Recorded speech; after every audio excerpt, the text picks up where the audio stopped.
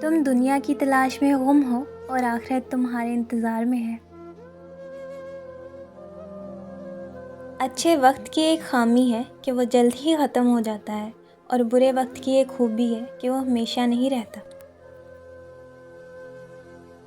دنیا مومن کے لیے قید خانہ ہے، مر جائے تو آزاد ہو جائے گا۔ زندگی خوبصورت ہو جاتی ہے جب آپ کا پسند کیا ہوا اللہ کو بھی پسند آ جائے۔ منفی سوچ کے ساتھ مثبت زندگی گزارنا ناممکن ہے۔ افسوس تو ہے کہ خالی جیب میں نہ دوستی ٹکتی ہے نہ محبت۔ قبرستان جایا کرو تاکہ بولنے والوں کو خاموش دیکھ سکو۔ رستے دو ہی ہیں، اول مجھے یاد رکھو میں تمہیں یاد رکھوں گا، دوم وہ اللہ کو بھول گئے تو اللہ نے بھی انہیں بلا دیا۔ جو برداشت کرنے کا فن جانتا ہو وہ شخص زندگی کی کوئی جنگ ہار نہیں سکتا۔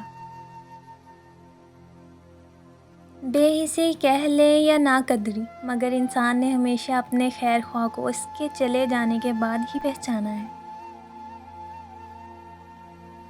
میری لاکھ برائیوں کو جانتے ہوئے بھی مجھ سے بے حد محبت کرنے والا صرف میرا اللہ ہے۔ اختلاف انسانیت کی سب سے بڑی برائی ہے اور برداشت ہی اس کا واحد علاج ہے۔ زیادہ سوچنا انسان کو ختم کر دیتا ہے، اس لیے بس دعا کرو اور اللہ پر چھوڑ دو۔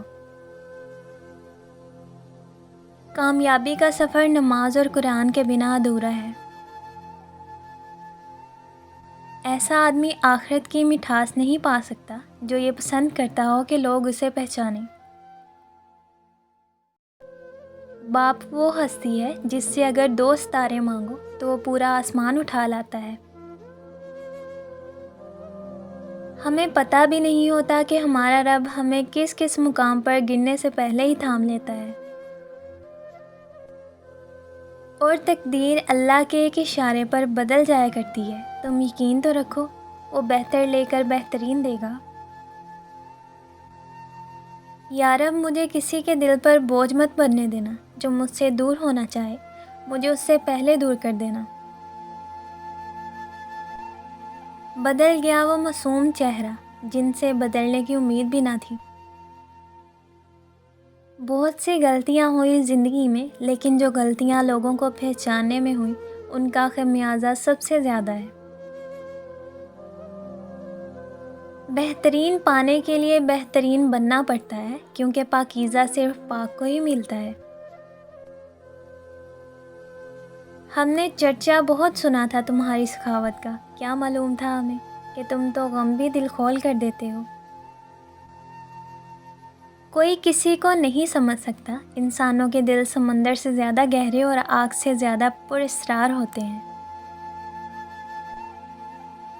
مسکراتے رہا کرو تاکہ دنیا کنفیوز رہے کہ اسے کس بات کی خوشی ہے۔ زندگی سینکڑوں امتحانات، مصائب، تکالیف اور اذیت کے باوجود بھی بہت خوبصورت ہے۔ اس توجہ کا کوئی فائدہ نہیں جو کسی کو احساس دلا کے حاصل ہو۔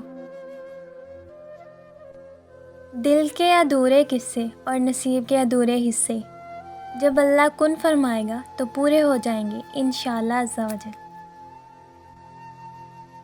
اس زمین پر محبت کی ترجمانی کے لیے قدرت نے جو چیز بنائی ہے وہ ماں ہے۔ ہر بار برداشت کرنا اور مسکرا کر آگے بڑھ جانا ممکن نہیں ہوتا، کئی بار ہم بکھر بھی جاتے ہیں۔ سکون چاہیے تو قرآن پاک پڑھیے، بے شک قرآن پاک دلوں کو سکون بخشنے والی کتاب ہے۔ زندگی تب خوبصورت لگتی ہے جب کسی کے چہرے پر مسکراہٹ ہو اور وجہ آپ ہوں۔ اپنے کردار پر ڈال کر پردہ، ہر شخص کہہ رہا ہے زمانہ خراب ہے۔ اچھے لوگوں سے اللہ امتحان بہت لیتا ہے پر ساتھ نہیں چھوڑتا، اور برے لوگوں کو بہت کچھ دیتا ہے پر ساتھ نہیں دیتا۔ دنیا میں اگر کسی چیز کو پہلی فرصت میں رکھنا ضروری ہے تو وہ آپ کا ذہنی سکون ہے، باقی سب چیزیں عارضی ہیں۔ بس ایک اللہ راضی رہے، دنیا کا معیار تو بدلتا رہتا ہے۔ دیواریں چھوٹی ہوتی تھی لیکن پردہ ہوتا تھا، تالوں کی ایجاد سے پہلے صرف بھروسہ ہوتا تھا۔ محبت تو اللہ کی صفت ہے، محبت کرنے والا شخص بد کردار نہیں ہوتا۔ بے شک رب کھوئی ہوئی مسکراہٹیں واپس لوٹانے پر قادر ہے، اور خدا اپنے بندے کو بکھرنے سے پہلے سنبھال لیتا ہے۔